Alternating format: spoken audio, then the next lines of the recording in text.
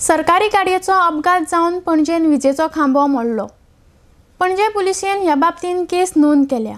ह्या संदर्भात कारवाय जातली म्हण माहिती डीवायएसपी धर्मेश आंगलेन दिल्या। आरडीएक्स गोवा खातीर chief reporter Kenzil Rodrigues. Action already accident दिसता म्हाका रजिस्टर केल्लो आसा।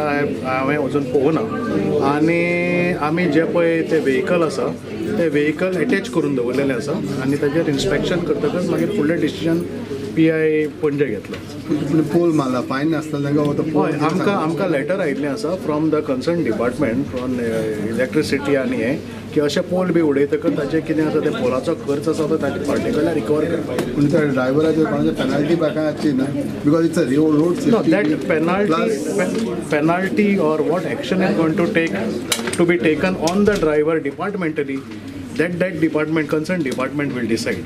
As far as the police department is concerned, it is an accident and we go ahead as an accident, as if any other person has done that accident.